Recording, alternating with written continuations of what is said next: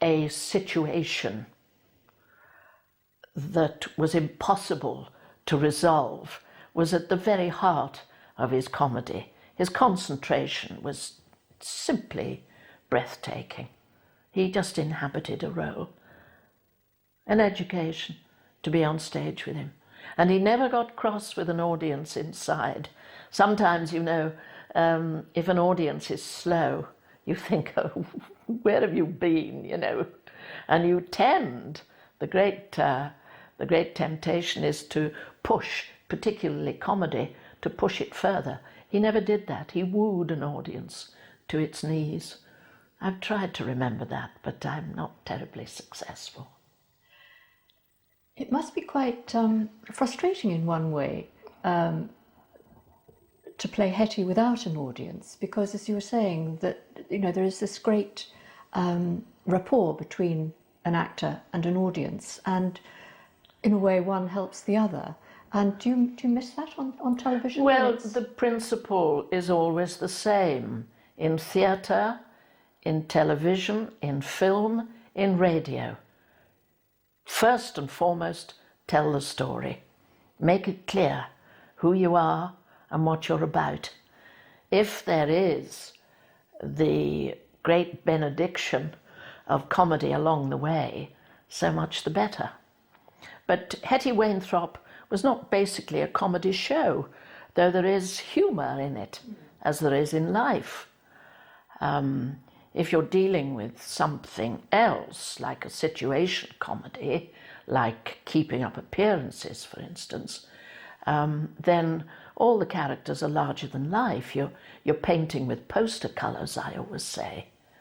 And you know where the laughs are written. You know where the laughs are supposed to come. And if it's a good script, there's a good rhythm about it, and that takes care of itself. But still, your obligation as an actor is to tell the story. You mentioned Keeping Up Appearances.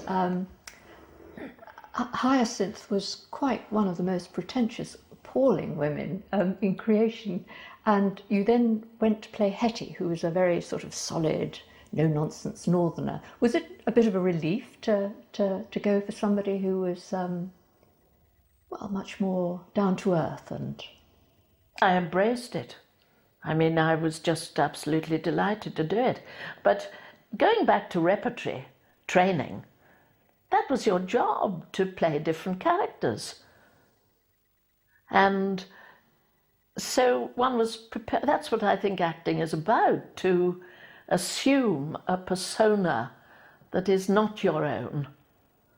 And it was the contrast with that other monster that I really loved. And I understood Hetty.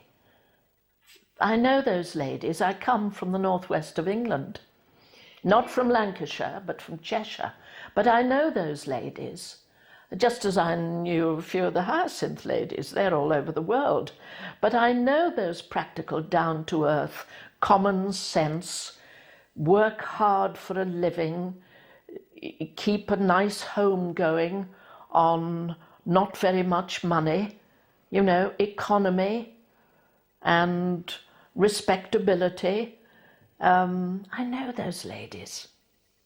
so did you have quite a large input in the way that the various stories developed, the various crimes that Hetty got involved in, and also the way that the various characters would develop? Or was that something that was totally left to the writers? No, the scripts were extremely good. They were very, very good. A lot of care was taken. And we had a very fine producer, Carol Parks, and we had wonderful directors, very experienced directors. And a lot of care was taken always in the preparation.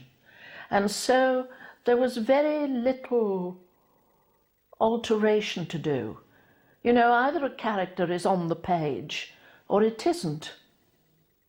And you can survive poor material, but you can't transcend it. But you can transcend good material. I just found her very satisfying to live with. I loved her.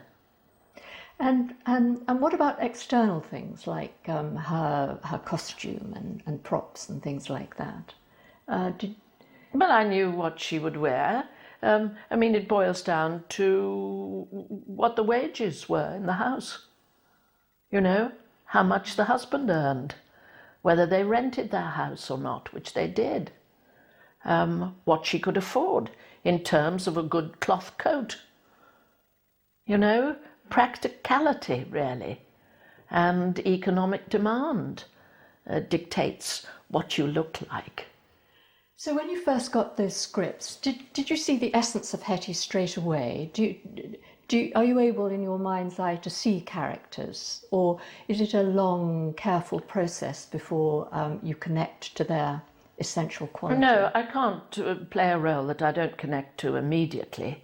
And by connect, I mean seeing it on paper and thinking, yes, I can knit this person up.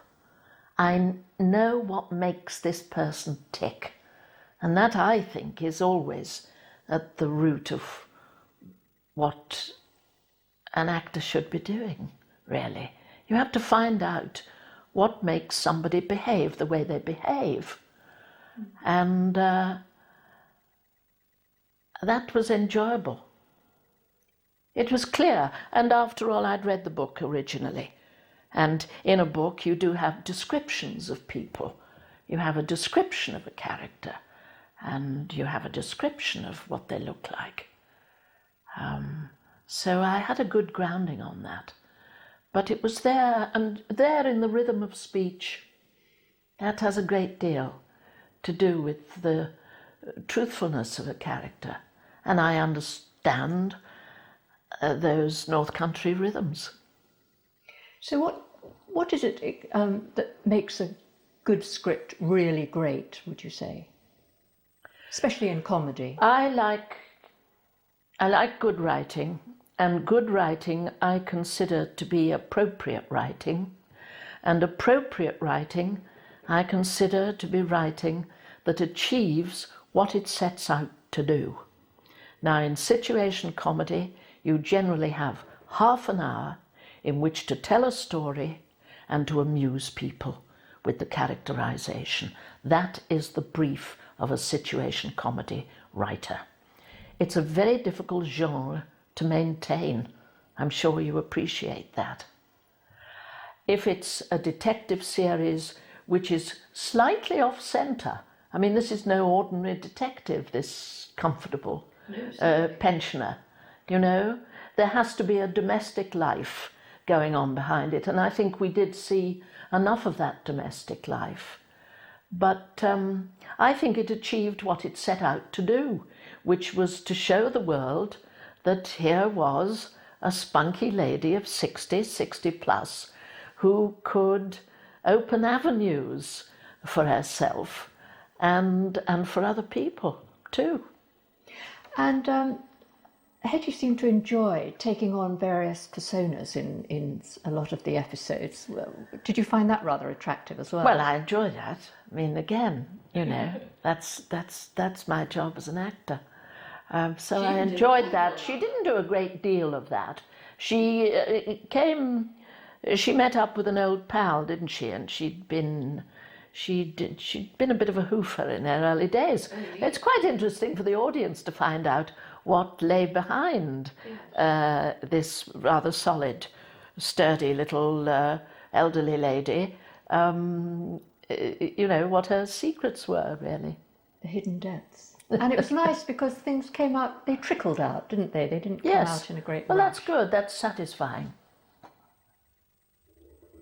I think that's satisfying for an audience too.